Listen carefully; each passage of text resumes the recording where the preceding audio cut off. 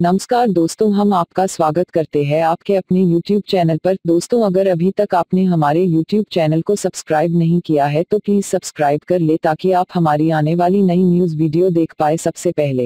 यूं तो इंसान होने के नाते हम सभी मूल रूप से एक जैसे ही हैं, लेकिन फिर भी प्रकृति ने हर इंसान को कुछ न कुछ खासियत बख्शी है। खासियत को अलग कर दे तब भी हर किसी के शारीरिक लक्षण अलग होते हैं। यह रंग रूप और कद काठी की बात नहीं है।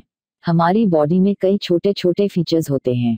आमतौर पर यह ज्यादातर लोगों में एक जैसे होते हैं, लेकिन कुछ गिने चुने लोगों में अलग होते हैं। जाहिर है, अगर आप में ऐसे फीचर हों तो आप खुद को भीड़ से अलग मान सकते हैं, यानी खास। पैर की किसी एक उंगली को हिलाना अधिकांश लोगों के लिए संभव नहीं होता है। बीच वाली उंगलियां तो खैर अकेले हिल ही नहीं सकती, लेकिन छिनी उंगली को काफी प्रयासों के बाद भी नहीं हिलाया जा सकता। केवल कुछ लोगों में ही यह क्षमता जन्मजात होती है। माना जाता है कि जिन पुरुषों में यह क्षमता होती है वे अपनी व्यक्तिगत आजादी को बहुत ज्यादा महत्व देते हैं। कान में फुंसी की तरह निकला हुआ हिस्सा डार्विन्स ट्यूबरकल कहलाता है। डार्विन के अनुसार प्रागैतिहासिक मानव के कान नोकदार होते थे। यह फीचर उसी का अवशेष है। विशेषज्ञ कहते हैं कि जिनमें यह फीचर होता है वे शोरशराबे में भी किसी खास आवाज को बेहतर ढंग से पहचान सकते हैं। शांगजी, चीन में हुई एक स्टडी में देखा गया कि 63% लोग जीभ को बीच से मोड़ सकते हैं। केवल 14% लोग उसे सामने से मोड़ सकते हैं और महज 1% लोगों में जीभ को दो जगह से एक साथ मोड़ने या अन्य शेप देने की क्षमता होती है। आप किस कैटेगरी में आते हैं? अपनी एक आंख की भौं को उठाना भी कम ही लोगों के बस की बात है। इसके लिए आपका अपने चेहरे की मसल्स पर बहुत कंट्रोल होना चाहिए। यह क्षमता जन्मजात होती है, लेकिन अभ्यास से भी थोड़ी बहुत अर्जित की जा सकती है। एक रोचक बात यह भी देखी गई है कि जो अपनी एक भौं को उठा सकते हैं वे अपने कानों को भी घुमा सकते हैं।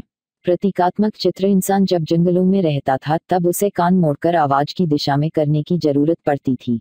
यह जंगली जानवरों के हमलों से बचे रहने के लिए एक आवश्यक क्षमता थी। लेकिन बाद में हमारा जीवन सुरक्षित होता गया तो कान को घुमाने वाली मसल्स कमजोर होती गई। अब कुछ लोग कान का थोड़ा बहुत घुमा सकते हैं।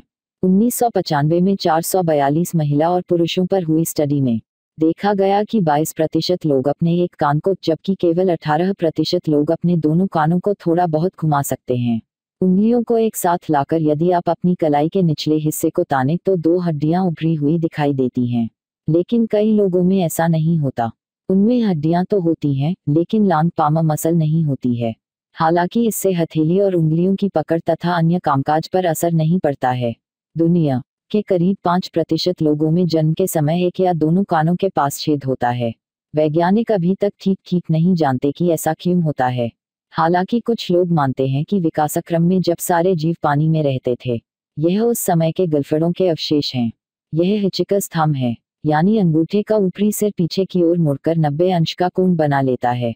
आमतौर पर 25% लोगों में यह खासियत होती है, लेकिन 90% तक मुड़ने की विशेषता बहुत कम लोगों में देखी जाती है। गालों पर डिंपल पड़ना खूबसूरती के लिहाज से खास माना जाता है। आमतौर पर 25% लोगों के गालों पर गड्ढे पड़ते हैं, लेकिन इनमें से ज्यादातर में ये बहुत हल्के होते हैं। डिंपल पड़ना जाइगोमेटिक मसल में गड़बड़ी के कारण होता है। यह मसल मुस्कान से संबंधित होती है, इसलिए मुस्कुराते समय डिंपल ज्यादा स्पष्टता से दिखाई देते हैं। यदि दोस्तों आपको हमारे द्वारा बताई गई जानकारी पसंद आई हो, यह इस वीडियो को ज्यादा से ज्यादा शेयर करें और चैनल को सब्सक्राइब जरूर करें। दोस्तों, मिलते हैं नई वीडियो में, तब तक जुड़े रहिए हमारे साथ।